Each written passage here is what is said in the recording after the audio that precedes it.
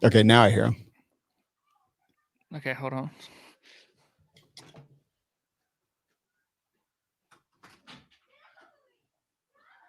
Hey, I need y'all to be like a 5. Y'all are like a 10. I need you to 5. Yes, I'm trying to do a podcast. Sup, old lady?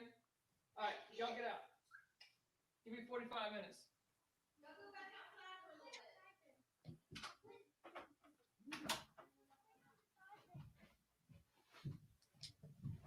All right, I kicked him out. I was laughing. Yeah, they were right outside the door, and I was like, "All right, y'all are a 10. I need you at a 5." I heard it. Okay, here we go. You've got the intro. Yep. Listening to podcast is no replacement for real training. While we attempt to provide accurate commentary, we hold no responsibility on how you use the information we provide. Get medical training.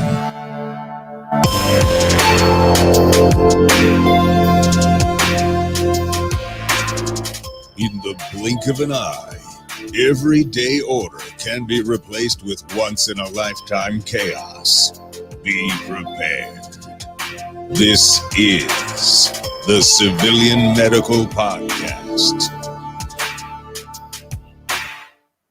Hey guys, what's up? This is episode 51 of the Civilian Medical Podcast. My name is Dietrich, Skinny Medic. I've got my good buddy Sean here.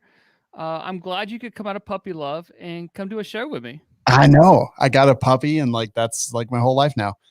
It went from we like shooting to puppy love on your Instagram. I don't know what that's about.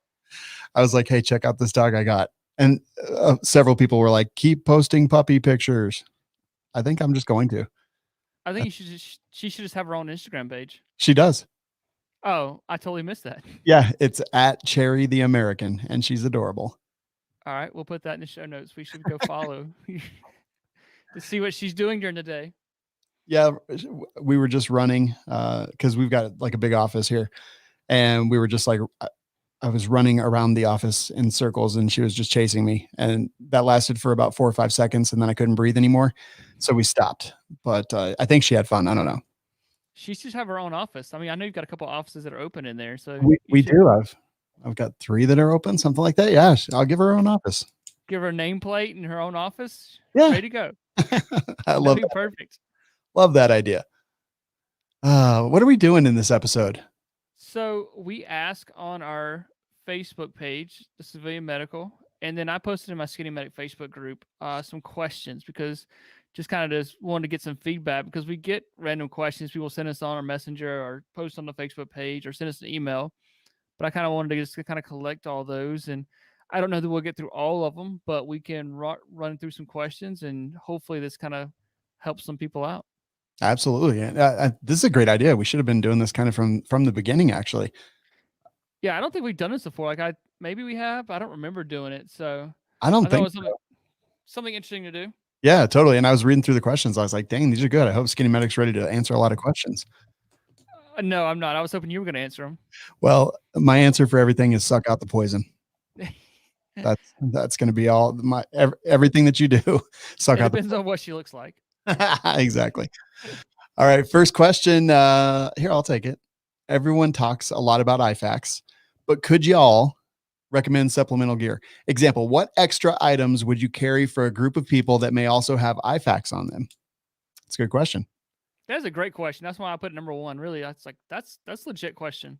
Yeah, it totally is. So number 1, suck out the poison. Is that all right? Yeah. Why don't you start? I think about like the basic items then, like boo-boo type stuff. If you've got everyone who has an IFAK, so that being an individual first aid kit, and that's typically it's a trauma kit. So you've got everyone has a tourniquet, a pressure bandage, combat gauze, chest seals, MPA, survival blanket at the very least. I think then you think about boo-boo type stuff like Tylenol, maybe some Benadryl, and start more like Band-Aids, like the My Little Pony Band-Aids work perfect. But more like the boo-boo type stuff. I think that's a great way to kind of supplement a trauma kit. Doesn't necessarily have to be in with your trauma supplies, but in your vehicle or in your range bag, somewhere close by, you start supplementing it with the boo-boo type stuff. Totally agree. chem lights, so glow sticks, glucose, hydration, options for hydration, like I don't remember which one I use, but just so you can pour it in water and it'll like extra hydrate you. Burn cream, I think about. I've always taken burn cream to the range days when we go to these media shoots. I take burn cream because people get burned. I always end up giving a ton out. Yeah, that actually makes a ton of sense because that's the biggest injury I think I've ever seen at one of the events is just burns on their neck, face, chest, whatever. Yep, like sunscreen's another idea. Something getting kind of out of the first aid, but it could be a first aid related item. Is sunscreen. People just forget they're traveling, things like that. They just forget to bring sunscreen. And bug spray as it goes, depending on where you live. Like in Colorado, we don't have to worry about it, but everywhere else I go, there's bugs everywhere. It's so weird. We have humidity and bugs. Exactly. SAM splints are awesome, and hasty sling. What are they called? Yeah, the hasty harness. So you Harness. can, That's right. Yeah, I'm drawing. you can move somebody if you need to. Yeah. So like if everyone has IFAKs, those are kind of the things that you miss out. And in fact, on the IFAK that I take to the range, several of those things that I mentioned are specifically because of instances and incidents that I've run into where I was like, you know what, I need this. And a seatbelt cutter, glass breaker, those are handy. Generally. Yeah, I think you change your kit. It grows with you as you grow. Because maybe you're learning something new, and then you took a class, you're like, this guy had this, like, oh, that's a great idea. Or you run into a situation where you didn't have something, you're like, that's never going to happen again. And you add glucose to your kit or whatever you add. So because you're like, that instance, I didn't have what I needed, and that sucks. So you change it out. Yep. And not to pump Medical Gear Outfitters, but your boo-boo kit is awesome. I actually have quite a few of them and I carry them in all my IFAKs, completely separately packaged. I just drop them in there so I can pull it out, zip up the IFAK and use whatever I need out of there. Yeah. I used my boo-boo kit at my last Skinny Medic class in Georgia. Guy was like, man, I have a headache. Do you have any Tylenol? And I was like, I do. Went to the back of the excursion, opened up my trauma kit, and there was a boo-boo kit. I'm like, yep, here's a pack of Tylenol. Here you go. And so, yeah, I use that boo-boo kit, and that's what you're going to use, honestly, typically, thank goodness, is the fact you're going to use a Band-Aid. You're going to use the Tylenol, the aspirin, not really aspirin, but the Tylenol, ibuprofen, things like that. The pain medicine for a headache, or because someone's got hearing protection on all day and they just got a headache now from it. So I think you're going to use the boo-boo type stuff more than the actual IFAK stuff. Yeah, totally agree. Let's see what else. I think that's all I had to cover on that one. Yeah. So how do you treat a neck wound? Oh yeah. Tourniquet, clearly. Yeah. I think. Are you kind of slow with it, or is it quick? You gotta like ease into it, or do you like snap it real quick? I'm just like a zip tie. Yeah, and they're done. That's the stat TQ that I would use for that. We're gonna get an email about that one. Oh boy, here we go. Email Sean at medicalgearoutfitters.com. I don't have an email address there, so it's perfect. I will by the end of the show. Dang it. Now we send all of our complaints to Kevin at medicalgearoutfitters.com. He's our official complaint department now, so it works out well. I like it. I guess it depends on what kind of neck wound. If it's a big, huge bleed, then I'm going to wound pack that because it's tourniquet the limbs, pack the junctions, and seal the box. So any of the axilla, the groin, the neck, like all of those things, I'm going to pack the wound as full as I possibly can towards the heart. And that's it. If it's like something else, like what if their windpipe is severed or something like that, you're in big trouble. What do you say about that? Yeah, so you can wound pack a neck. That's a question we get a lot is what do you do about major bleeding? And if you've got a hole in the neck, you need to seal it.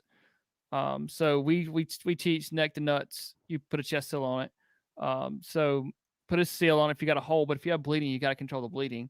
But if you've got some problem with the windpipe, the trachea, then we're going to have to put a tube down your throat and breathe for you. So paramedics can take a scalpel, they cut along your Adam's apple and slice into the thyroid cartilage there. And we slice into it and we put a breathing tube down your throat. Yes. I've never done it before. Cricothyroidotomy. Yes. Yeah.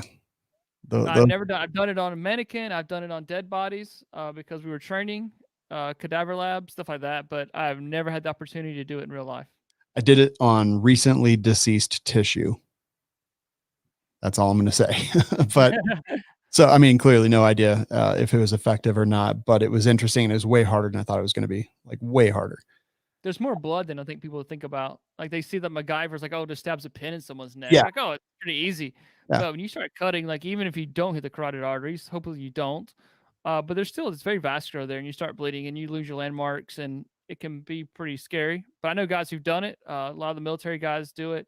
A lot of docs do it, and surgery things like that. It's not a big deal for them, but for us lonely old paramedics, it's a big deal. That's awesome. But yeah, those are the two things: stop the bleed, cover the holes to the best of your ability. As a civilian, that's clearly in over their heads right here. Yes. How to treat major hemorrhaging of the head, face, and neck, and eye injuries, and maybe how to treat disembowelment if you think that's something worth covering. All right, so I guess we'll start at the beginning. How do you treat major hemorrhaging of the head and the scalp? Like it bleeds a lot. It does. So we treat it just like any other injury. It's direct pressure. Like bleeding control is all about pressure. It's not about absorbing the blood. No, it's about direct pressure. So scalps can bleed, but direct pressure, good firm direct pressure, and an Israeli pressure bandage or an Elias pressure bandage, something like that would work perfect for this situation. Yep, totally agree. So face, it's going to be the same thing.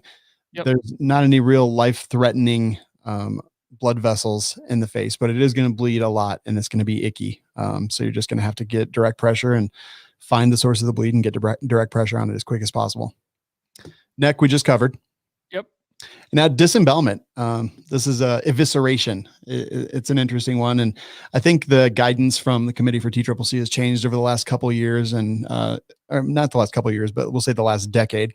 And it's gone kind of back and forth. But are you familiar with their protocols? I believe they're talking about doing like a moist dressing, covering up with a pressure bandage, because the bowels, once they come out of the body, die pretty quickly. I think it was within a few minutes. I don't remember the exact time frame, but they die pretty quickly. So when you need surgery, they're gonna have to cut those and reattach them, things like that. But from my understanding, it's moist dressing and wrap it up and secure it that way. Yeah. So from the guidelines 2020, it's going to be rinse with clear fluid just to reduce gross contamination. Hemorrhage control to the best of your ability with either combat gauze or a COTCCC approved hemostatic dressing. Cover exposed bowel with a moist, sterile dressing or sterile, water impermeable covering. So basically, like put a Walmart bag around it. Yes. But one of the big things that you're going to face is hypothermia, because that's a lot of heat that's now outside your body, and you can really have a lot of intestines escape through a very small hole. It is crazy how much can come out through a little small hole. Yeah, it is. So they say the first thing they say is reduction. So you're going to, and it even clarifies with very specific verbiage, a single brief attempt may be made to reduce the eviscerated abdominal contents. If successful, put on some kind of adhesive dressing, so a chest seal or tape or whatever over that. If unable to push it back in, get them covered with something that's non-adhesive and water impermeable. So just like plastic, like a trash bag or Walmart bag or something like that. I've run a couple of them, and generally there's so much spilled out that there's not like, it's not like one little like 1 inch pops out. You're like, oh, I can poke that back in. Mine, I've run 2 of them that I could think of in my career, and it was like enough to fill up a grocery bag of bowels sitting in their lap. It's extremely painful. Both guys I had it done to were vital signs were stable, so we were able to cover it up, moist dressings, and give them some pain management. Yep. So again, reduce a single brief attempt. If unable to reduce, cover it. And then it says, do not force contents back into abdomen, and prolonged care considerations go on from there. But Nice. Hypothermia is a big thing. Keep them warm and get them to the next level of care ASAP. See, you're so smart. No, I'm not. I was just literally reading it. I looked it up before the show. Although I do talk about it in class, so I just wanted to make sure that I was right. Nice. You are right, 100%. All right. So the next one says how to treat a gunshot wound. Now I'm not going to answer this one because we have talked about this probably the first 5 or 6 episodes of our podcast. We went through the March algorithm, and I think we can back up and say, go back, listen to those episodes. We've got some future episodes coming up. We're going to talk about the first care providers terminology. Instead of they using March, they use a different algorithm. No, Acronym. acronym. So we got a couple more episodes, then we're going to talk about that. So I think we're going to say go back and listen to those, and then keep watching, keep subscribing, and we'll do some more. Yeah, absolutely. They use race and care, which is awesome. So it's, let me see if I can even remember off the top of my head. React to the threat, basically. Run, hide, fight, activate 911, or run, hide, fight, basically gain the advantage. A is activate your support structure, whether it's people around you, whether it's calling 911, whatever that happens to be. C is a recursive acronym. So that stands for care, which is what they actually do to treat. And then E is evacuation. That's race. And then care is going to be control bleeding, airway, respiration, and race and care. And it's heat loss, but I don't remember what the E stands for on that one. I'll have to look. I don't remember. I don't remember either. It's been a bit. But yeah, those episodes are great. And it also depends very much on where the gunshot is. But the first thing I'd say is, like, don't even think about treating a gunshot wound until you think about controlling the environment around you first, like understanding what the possible threats are and overcoming those threats so that you can actually provide medical assistance and not end up injured yourself. So care is control major bleeding, airway, respirations, and expose. Expose, yeah. So it's like exposure to the elements cause heat loss. So they want you to cover patients back up. That's what it was. I knew I was close, but I just couldn't remember that E. Yeah, they have a great app, things like that for first care providers. So I think that'll be some fun episodes coming up. I'm looking forward to it. You know, it used to be really good. They have gone to like a community app, so it's like a Facebook type replacement. It's kind of awful now. I did not know that. Yeah, I don't know if I'm just missing something, because I was just trying to look at it yesterday because I wanted to brush up on a couple things, and it is now like totally different and not great from what I can tell. So I'm going to give it a chance, but that makes me sad because it was a cool app. Like, I thought it was cool, had some potential. Right, it was so good. So maybe I'm just missing where that old stuff was, but yeah, to me, I can't quite find what I was looking for. So we will see, and we'll talk about it actually when we talk about first care provider in the next few episodes. Nice. Let's see. Lower abdominal penetrating trauma, vented or a non-vented occlusive. So chest seal. So first of all, don't remove the penetrating trauma unless you just absolutely have to, because it actually may be helping bleeding control. So I would leave it in place because it may be helping you not have internal bleeding. And then I pretty much have moved to vented chest seals in my kit. So I would probably try to wrap it up with a chest seal around the object, and then I'm going to use a pressure bandage around it on top of it as well to keep everything secure. So that's my game plan, is to keep the object still so it doesn't move around, because if it's moving around, it can cause internal bleeding. Use a chest seal to kind of seal around the edges just in case you have some airway involvement, because it could be, even in the abdominal area, you can nick the diaphragm and still get some airway issues. So probably not as likely, but that's what I would use. Yeah. Also, so I'm trying to think of, like, you know, when they ask a question like this, like what are their concerns? What are they trying to think about? And for me, I'm like, well, maybe the vented, they're worried that I don't know, intestines or something may, if they come out, that they would go through the vent, but the void in the adhesive is so small that I would have a hard time believing that would be the case. So if we aren't understanding the question correctly, because I'm just trying to think, like, who cares, vented or non-vented? Does it really matter? Yeah, and I don't know, maybe they're talking about a gunshot wound too, because they're saying you penetrating trauma, and that could be, like, I always thought like an object, like a knife, but penetrating trauma could also be a gunshot wound.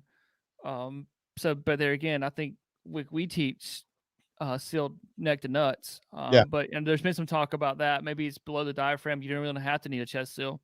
Maybe you can just put a pressure bandage on top of it. So it kind of goes back to what the injury looks like. Is it bleeding a lot? Is it, just a hole? And remember that it has to be, the hole has to be the size of a nickel, basically, even to make that a sucking chest wound, because if air is going to take the path of least resistance. Yeah. So if it's smaller than a nickel, it still may go in and out the trachea just fine. Doesn't really need a chest seal. Yeah, it's 3/4 the size of the trachea is what defines the actual technical definition of a sucking chest wound.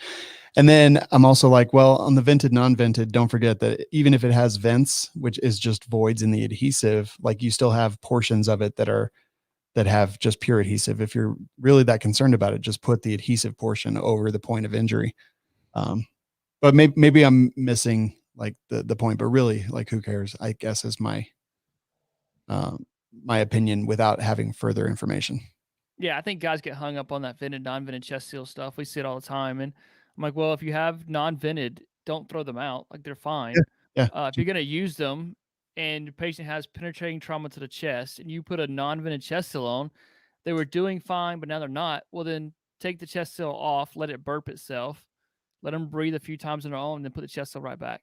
That's venting the chest seal. So, um, it's not a huge deal if you don't have a vented chest seal right now. Yep. Next one. So, if adequate supplies are not available, or if it's a budget issues, some options for a chest seal is good material for bandaging or wound packing. Duct So, like I say, anything that could be basically anything could be a chest seal because it just doesn't want air to pass through it. So, like I talk about a Ziploc bag and some duct tape would be perfect. You can make a chest seal out of that. Take your corners. You can make a vented chest seal out of it. That works perfect. a business card, like tape down the edges of a business card, just like anything that you can't blow through basically is going to be what it is. And bandaging or packing. Just the rolled gauze, the rolled cling works perfect for that kind of situation. It They're does. cheap. Yeah. But what if they don't have a kit with them, like shirts? Yep. I take their shirt off. You introduce yourself first before you take their shirt off. Yep. And then you pull their shirt off because I'm not pulling my shirt off. No one wants to see the dad bod. So you pull their shirt off and you can absolutely use it. You can use anything cloth material is going to help you with the clotting process. So get a towel, t-shirt, blanket, whatever you need to put good solid direct pressure to the source of the bleeding and hold pressure. And I always talk about in class, like I don't teach improvised anything because I'm like, of course, improvised tourniquets, improvised wound packing, like, of course these things work. Of course they've saved people's lives.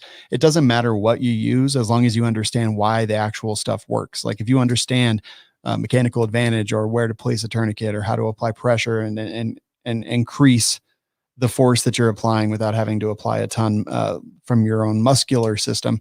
Like if you understand those simple concepts, you'll understand, like you can improvise anything, right? You could lay on a rock and put weight on like a femoral bleed or something. You could a fist, a tennis ball.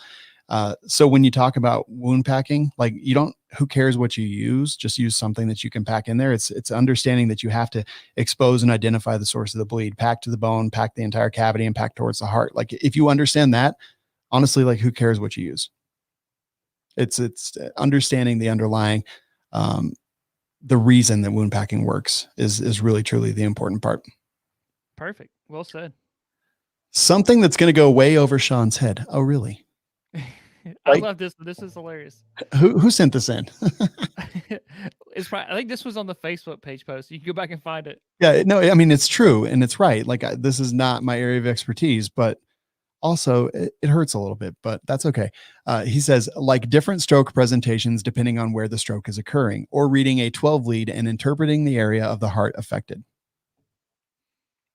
It's all you, buddy.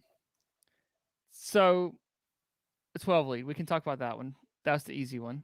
That's when they put the cables on your heart. So we start out with a 4 lead. 4 lead basically gives you the rhythm and the rate, so we can see that your rate's too fast, too slow, things like that. Then we can do a 12 lead that takes a little bit bigger picture of your heart, and that can tell us where the actual heart attack is happening, and gives a pretty good idea. It's still not taking complete picture of the heart, but gives us a pretty good idea of the heart. So someone's having chest pain, paramedics are going to come. They're going to put a bunch of cables on your chest, and they can tell you, "Yep, you're having a heart attack." They can also tell you that the 12 lead looks good, but those can be pretty inaccurate sometimes. So blood work, get your troponin level is more important. When the heart starts dying, it starts putting these levels into your bloodstream, and they can draw that. And that's when they're telling that there's tissue death off of the troponin levels. And so I think what he's talking about with the strokes is so different stroke presentation. So typically we're going to see like the left side of the face. Let's go with the left side of the face. So the left side of the face starts drooping. Maybe the eye is sagging, lips are curved down. That's going to be damage to the right side of the brain. It's on the opposite side of the brain that's occurring. They also can get where they can't move their left arm or left leg. It's affecting the opposite side of the brain. So we can kind of get an idea where it's at. The people can change different sides too. Maybe like one side is constricted, one side is normal, and then it goes the other way. Like one pupil is dilated, one's normal. But we've also, I think we talked about strokes. I'm just thinking about that. Didn't we talk about hemorrhagic strokes and ischemic strokes before? We did. We did. So like ischemic strokes do present like that. They're, I say mild symptoms, but they're pretty like that. They're like left side deficits, maybe some slurred speech. And then you have the hemorrhagic strokes that are the bleeds, like someone falls and they have bleeding on the brain. Those are usually pretty violent. So someone starts going unconscious, they start projectile vomiting, they have a seizure, maybe they can posture, which means their arms can either curl in or curl out, depending which kind of posturing they're doing. They're bad. Those people die quickly without surgery. So those are different types of strokes. Awesome. And we definitely did. So if you go look back through our catalog, you can find that. And I'm totally joking. My feelings are totally not hurt. Like I know where my knowledge gaps are. That's okay. I'll take care of you. Thank you. All right. That's Next fun. one. So, how to secure a protruding object, even simple dressing applications. So I like the it's not the Rogalls. What do we have in your WLS kit? The big roll of Kerlix. Yeah, the Kerlix, yes. So that's a big wide bandage that's maybe what, a couple inches thick, 2 or 3 inches thick. Yeah, I think it's like 3 or 4, depending on what kind you get. So we can pack that on either side of the object. Kind of gives you a pillow on either side and tape it down, duct tape. There's no pressure bandage. There's no like science to this, but just make it look pretty. Yeah. Be careful not to displace. And yeah, that's exactly it. There's like a lot of times, there's like methods where you can pressure wrap, but just keep in mind, like don't cut off blood circulation. Don't impede the function of the chest and the respiratory system. I love the packet in the sides to kind of stabilize it and do that. Because again, if you displace, you risk much greater risk of bleeds there. And then honestly, yeah, like wrap it with whatever you can possibly find to stabilize it as best you can to get them to that next level of care ASAP. Definitely. Just some bulky dressing, whether that be 5x9s, 4x4s, clean, or the Kerlix, whatever you need. Bulky dressing on either side of it and secure it down. Yep. Absolutely. And the wound stop bandages, the Oleus, like those in that wound pad, they've got a big, huge thing of Kerlix. So I love carrying those because it's like double duty. Definitely. I like those bandages too. Yeah. Good stuff. Oh, let's see how to find a good trauma class in our area that allows civilians. Like I'm going to be dead honest right now. Like this one stumps me. This is a question that I get so often and I just don't know what the right answer is. What about you? So I would say that with hopefully when COVID kind of dies down, that if you're on the East Coast, come see me. If you're on the West Coast, go see Sean. But I tried this a while back and it failed just because I didn't pursue it very well. But I registered traumaclasses.us and traumaclasses.com. And it's kind of a forum based where I had all the states listed and you could go in and list trauma classes by your state and stuff like that. So I just didn't pursue it. Like I really did try to get this kind of organized because I think there needs to be a place where people can go like, hey, I'm in Texas. I want to find a good civilian trauma class. Boom. It's a need out there. And like I said, I tried it a few years ago and failed just because I didn't put much effort into it. But that's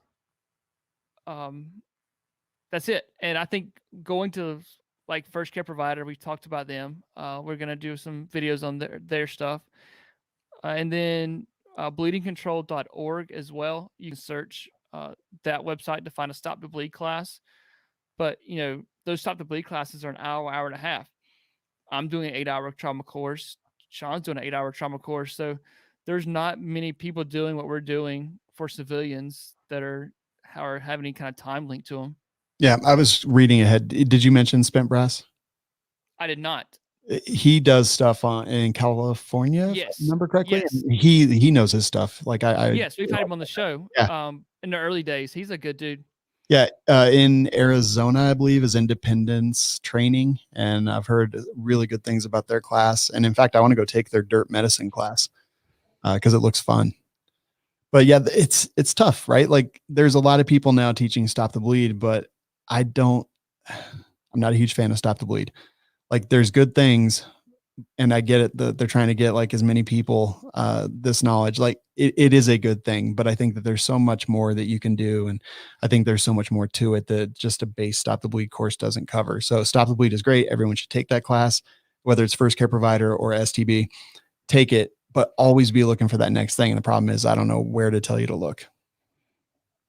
Yeah, I agree. And like I said, it's an hour and a half course that I can get on my soapbox for a second, that people are being pressured and not to charge for. So the instructors are being pressured not to charge and give free classes away. So you want me to volunteer my time, volunteer my equipment, and like I'm all about volunteering, but at the same time, like I have a lot of money wrapped up in training equipment, and we have Mhm. several $1,000s worth of gear that we just use for training. Um, so I'm not a huge proponent. I will volunteer when it's needed, and I will donate when I feel the calls to. But at the same time, I'm a businessman, and my time is worth money. You're putting me away from my wife and kids, travel time, and you're using my mannequin that costs $1,000. Then I think that's worth paying for. And we've seen it with our class. My 8-hour trauma course, we put it out, and it fills up every single time. Yeah.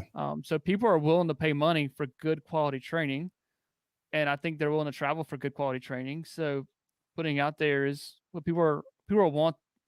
They want the hands-on part. Like, they can watch my YouTube videos, they can listen to our podcast, but at the same time, nothing beats coming in there and got blood on the ground. You got to stop it. So Yeah. I think And about like your mannequin, the one that you have that's got the little motor and it just pumps blood out. You can control the rate. Like that thing's legit. It's real. That costs money, and people are willing to pay it to come play with that thing. yeah, yeah, it's awesome. I do absolutely love that. I had to invent it because it didn't exist, but I do love it. I'm going to say this, like, Stop the Bleed. Yes, everyone should take it. Yes, they highly encourage you to do it for free.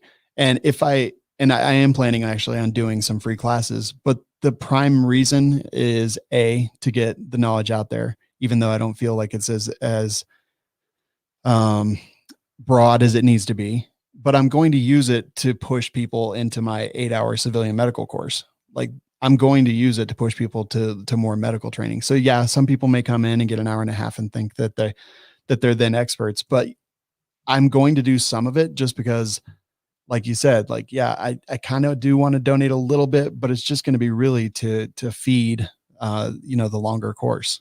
And now I've got like a classroom here and space and everything.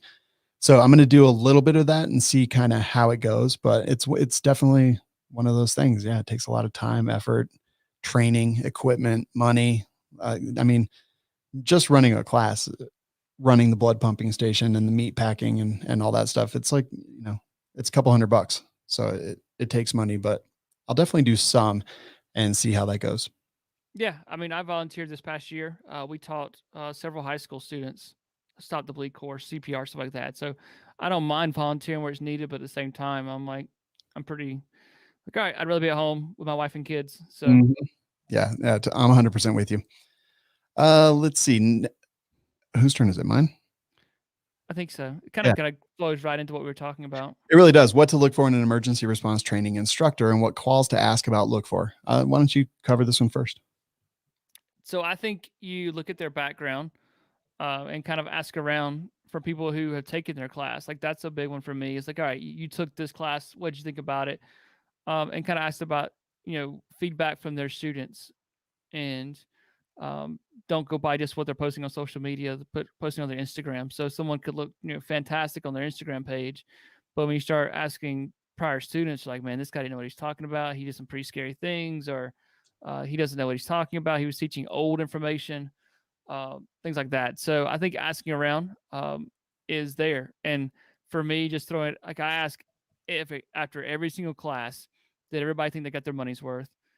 Is there something you didn't want to know that you wanted to know that you didn't learn?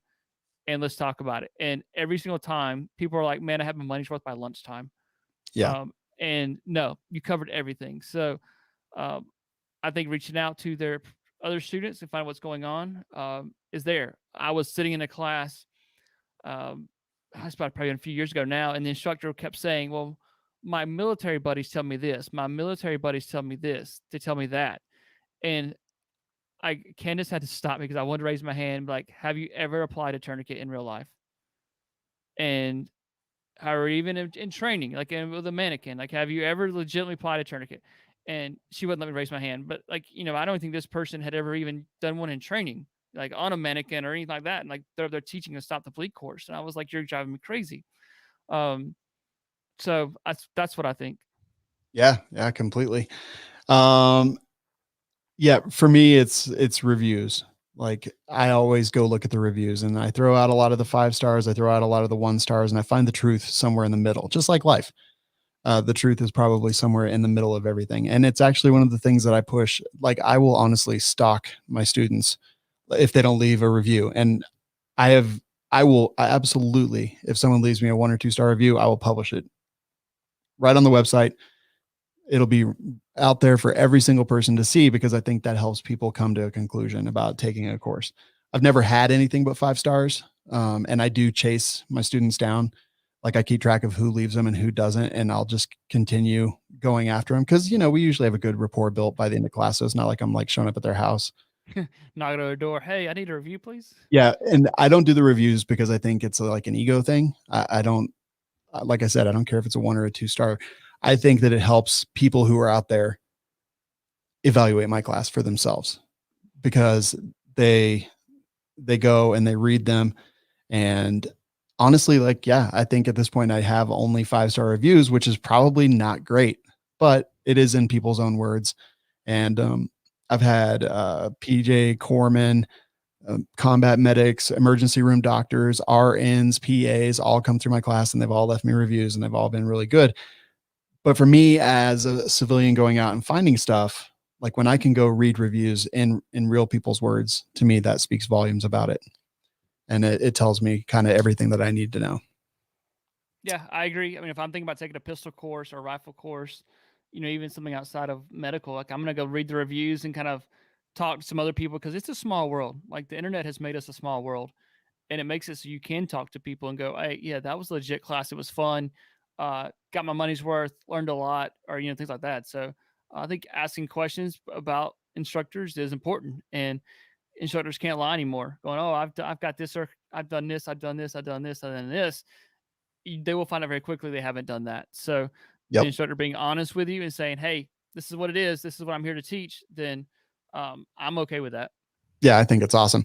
He goes on to talk about how long a training should take and what kind of costs to look for. So I've done one that was like 5 days. I've done one that was 5 hours. I've done some that were 8 hours, 10 hours, 3 hours, 4. Like I've covered a huge spectrum of time. So how long should it take? Well, it's going to take as long as it's going to take. Like I have a curriculum and we stay there till I'm done teaching it and they're done exercising it. Like that's it. You don't cut off at a specific time, right? Nope. And we've had classes that get done at 4:30. We've had classes get done at 7:00. Yep. So they just, it depends on the personality of like, it's weird that each class has its own personality. And it's so like great. each group is, I've had some groups that just that smooth through things and they're like, "All right, we're done by 4:30. They're ready to go home." Like, Yep. "All right, we've done training. Can we cover anything else?" Like, "Nope, I am overloaded. I'm ready to go home." Okay. And then I've had some groups that, at 7:00, they were like, "All right, we're overloaded. Now we're done." Perfect. And so I don't put a time frame on it. But I've taken classes that were an hour. I've taken classes that were a week. And, I've spent a lot of money on that, that week-long class between the hotel, the class, stuff like that. But it was absolutely, it's worth it. So it kind of depends on what kind of free time you have and how much money you're willing to invest in your education. Yeah. And speaking about that, what kind of cost to look for? And he mentions upfront emergency response training. So probably similar to the civilian medical stuff that we both teach. And I mean, he says not that we need to know what you or Sean charge, but what's a fair compensation for your time and knowledge. I charge $200 a student for my class. Like, I'm not ashamed of that. I feel like it's a great value. I very, very, very rarely discount it for any reason. I've decided that $200 and then however many students that I have in class, like I've said that's what my day's worth to me. And I'm like, I think it's a fantastic value. I've never had anyone say that it wasn't. And yeah, that's what I charge. And I think it's fair. And I've paid way more than that for some of these classes. And I felt like I got my money's worth. So I don't know I think your rates are public. Yeah, they're on your website. Yeah, they're on the website. So I charge the same thing you do. Okay. I charge $200 for the person, and like I said, I have Kevin who comes and helps me teach because I don't want to talk for that long time. And I think it's good to have another instructor there to kind of bounce stuff off of, has different ideas and different ways of presenting the content. So, um, yeah, I think $200. And like I said, every single person, I've never given a refund. No one's asked for a refund going, it wasn't worth $200. Yeah. I've had people fly in from Canada to take my class. I've had people from the UK fly over. I've had people all over, basically from Texas over, come over to take my class and spend, their few days on the road, and they're all like, it's worth it. So we're gonna keep plugging along and doing it.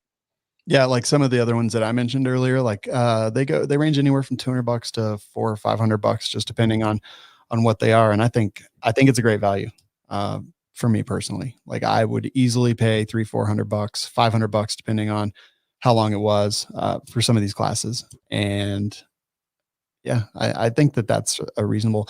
I base mine on firearms training. Like what does a day of firearms training cost? Usually about $200. So that's what I base mine on. And I think that's what I would personally aim for if I was looking. And then he says, I was wanting to have a class for our gun club, but want to know about what to expect so I can write it in a proposal to the board. So I think we've covered all that stuff. Yeah, like I said, if I'm going to travel, then I'm going to ask for me, just me personally, I'm going to ask for some travel expense pay, stuff like that too. So not anything crazy, but we got to bring travel expenses built into there. So if we're going to travel anytime, we do ask for travel expenses. Yeah, I just do student minimums. But exactly the same thing. I'm like, I know how much money I want to take home, so I do a minimum student for class, and if we don't meet the minimum, then I don't do the class. Yep. Next question is yours. We're doing common injuries in the elderly, and then we can talk about sepsis. And they said, please.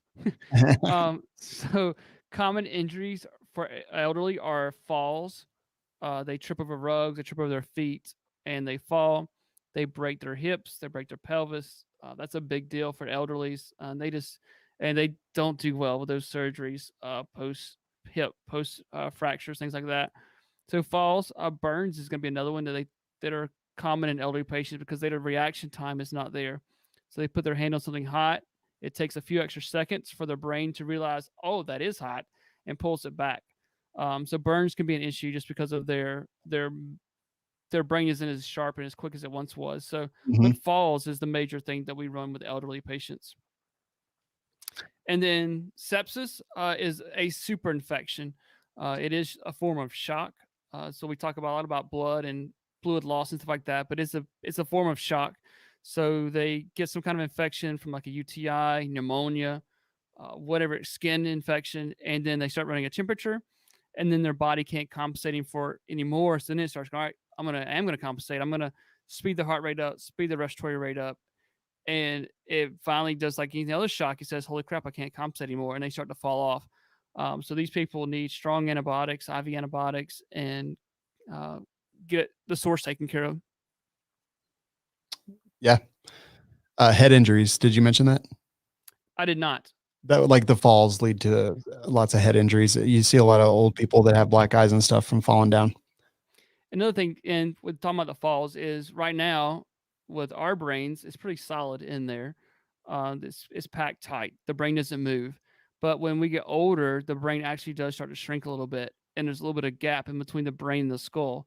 So when they do fall, instead of the brain being nice and padded, it now slams against the skull and causes bleeding, causes contusions to the brain. Yeah, that's also very tough. Oh boy. I'm just glad I'm not as old as my friend Aaron. He's probably got to deal with all this stuff. Yeah, he probably has a walker that he has to walk with. Best resources at home training for those of us currently unable to attend classes. I think you're listening to it. Yeah, podcasts. I think that's a great way. You know, We are the world's largest civilian medical podcast. So we are. It's true, and actually, we're one of the biggest podcasts on the Firearms Radio Network. So we even have that going for us. that makes me happy. I just want to be in the top 3 one day. Like that's what I need to work on. So Yep. we'll get there. But no, We I'm will. happy. But yeah, this is a great source. I would do a shameless plug for the Skinny Medic YouTube channel, especially the after action reports. We do real footage, real scenarios. So you get to see what a lot of blood looks like, see what sick people look like. So, but I think our podcast is a great source. Yeah, I totally agree. You know what? Just the other day, I was thinking about this, and Oh like gosh. I don't care if someone else does it, so I don't have any problem talking about it on the show. I was thinking about doing it like a couple Zoom classes. Like I'll charge less, and I'll go through my entire class, just me sitting there talking to the camera, and people are able to ask questions and things like that. I'll demonstrate everything. I'll before when they sign up, I'll say just like buy a tourniquet, buy these supplies, and you'll be able to follow along and kind of do it with me, and just literally just do like a live class, like take an entire day and just do it into a camera instead of into the smiling, beaming faces of students. That's a cool idea. I know people have been asking me to do that, and I just have been lazy. And with everything else going on in life, I haven't had a chance to actually sit down and organize it. But that'd be cool. Like you could put together like a training kit for them, Yes. like a training tourniquet, maybe some rolled galls, things like that, and ship them the training kit Yep. before time, and then do your Zoom class. And I was thinking about ways that I could like tell somebody to simulate the wound packing station that I do, because most of the other stuff is pretty easy. And wound packing is fun, and it's like it's a thing that you need to get a feel for. Like I think it's important to understand what wound packing actually feels like. So I'm like, send them a kit and like tell them to go buy a roast at Walmart, and like I don't know, I'll figure out what the mechanism is going to be for that. But I think that would be actually a ton of fun. I'm totally going to do it. And if you want to, feel free. Like it's not my idea. No, I think it's a great idea. I've always had a problem with the hands-on because, like, if you do the Zoom, like, you can provide the knowledge all day long, but it's when they get their hands dirty is when it really helps them. So Yeah. that's the problem I have not focused on how to overcome. Yeah. I have ideas for that. I'll share them with you after the show. Perfect. Yeah. It should be fun. But yeah, so podcast, YouTube, and then yeah, like anyone who's doing those classes. But I want to make it like awesome. I don't want it to be lame, because if it's lame, I don't want to do it. Let's see. Is it mine? So, doggy first aid. What do you carry? I'm assuming you're not carrying anything for your puppy yet. Well, I mean, I carry everything for my puppy, but it's the exact same gear that I carry for everything else. Yes, and that's the good thing about dogs is that generally everything that goes over to humans will go over to dogs. A tourniquet will work on a dog. The cat tourniquet or soft T will work. Probably can be difficult, but the good thing about dogs is they don't need a tourniquet. Their vascular is so shallow that you can use a pressure bandage. You can grab it and it will stop. You can make a tourniquet. So I think the SWAT T works good for a doggy tourniquet. TechMed Solutions has a tourniquet that is designed for dogs. Wound packing can work on a dog. Chest seals can work on a dog. If you want to, you can carry a razor, like an electric razor, can help shave a little bit their fur if they have really thick fur. And a lot of medicines can go over to dogs as well. They're usually weight based. A couple of drugs can be bad for dogs. You just need to double check with your veterinarian before you give a dog any kind of over the counter pill or medicine. But a lot of it does transition over to humans to dogs. Yeah, 100%. And there's good videos on YouTube of dog CPR. So yeah, there's tons of stuff. Like everything I carry, I could use on my dog. And just like I talked about improvised stuff earlier, it's not just having the gear and the stuff like that. It's understanding the concepts and how to apply those concepts to solve a problem. Once you understand that, and you can put everything together, you can do so much. Yep. I mean, I know, I think it's either aspirin or Tylenol you can't give to a dog, and I don't remember right offhand, but it's one of those you can't. They're not good for a dog. But any like activated charcoal, we've given that to my German Shepherd. It ate something we weren't supposed to. I called the vet and like, yeah, give us some activated charcoal. I was like, I have some.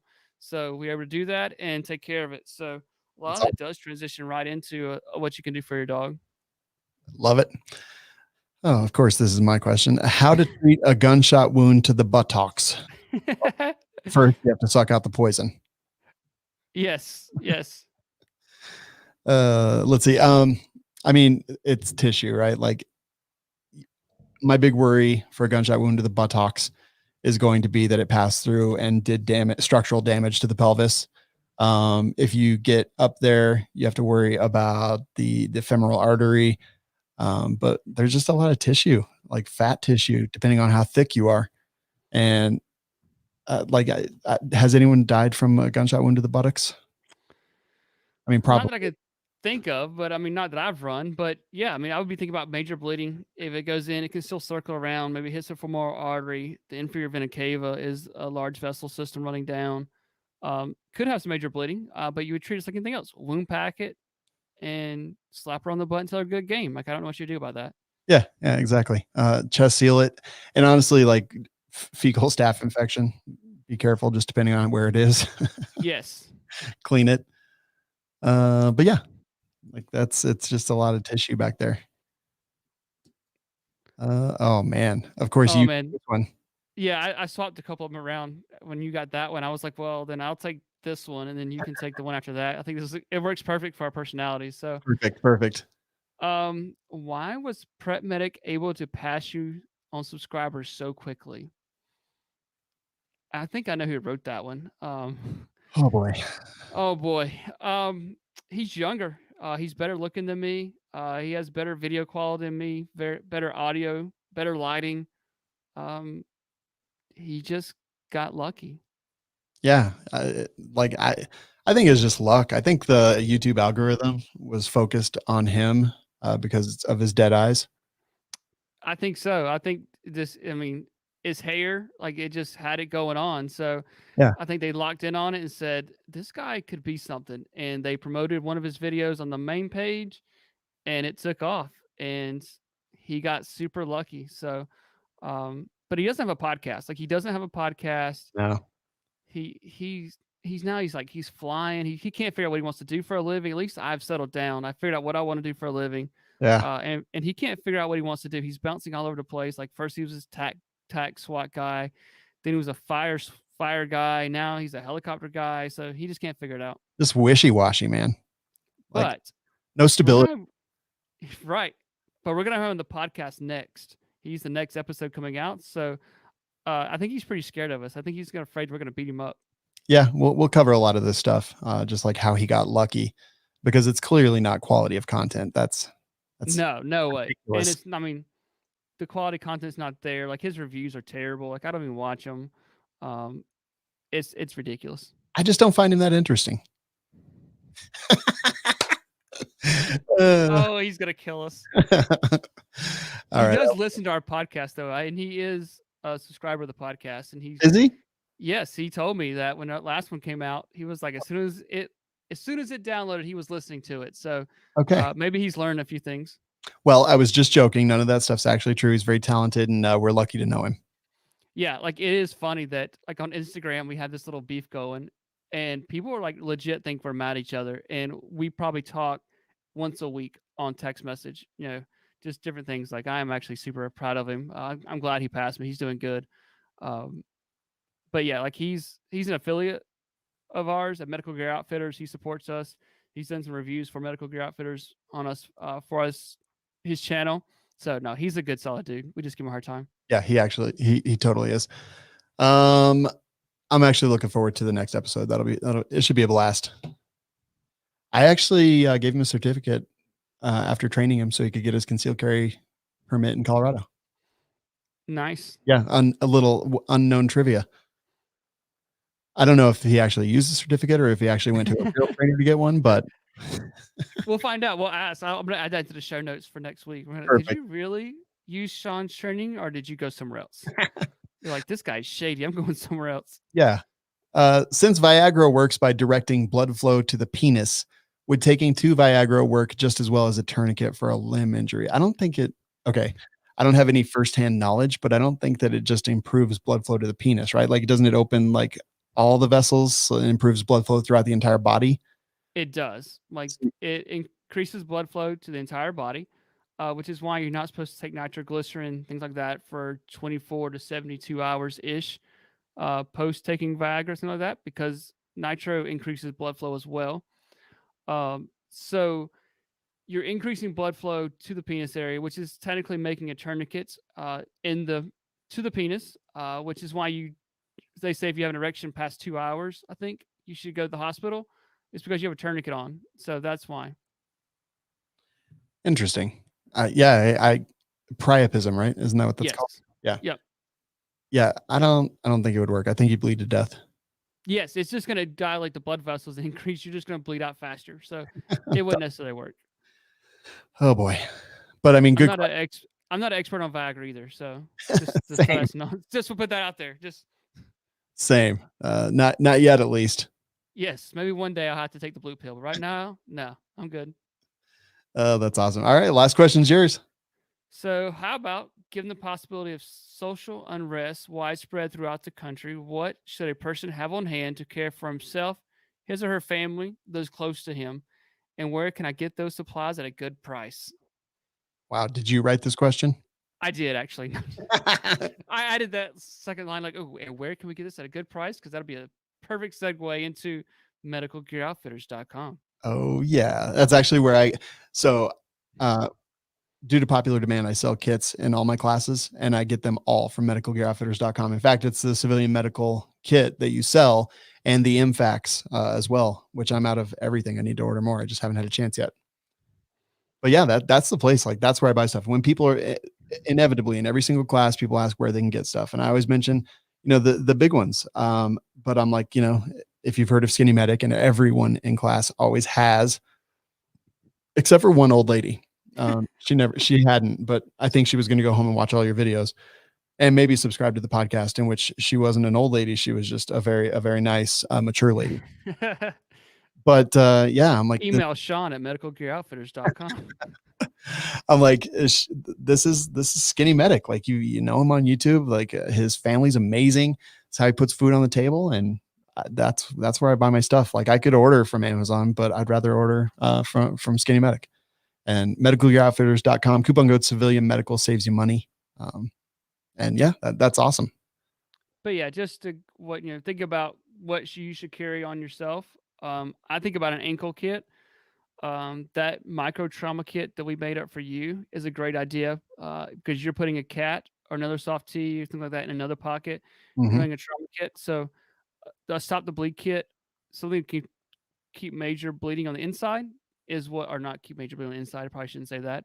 But stopping the red stuff from coming on the outside is important. So I think that's what you need to carry on you right now.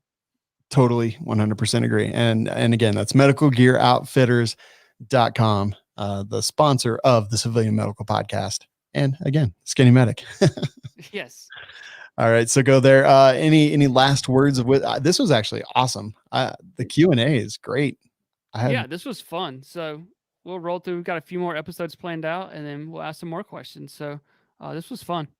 Yeah. All right, cool. So everyone go to medicalgearoutfitters.com, subscribe to Skinny Medic on YouTube, and we will be back very soon, unless Prep Medic cancels his appearance because of terrible things that Skinny Medic said about him on this show. We'll see what happens, and we'll see you next time.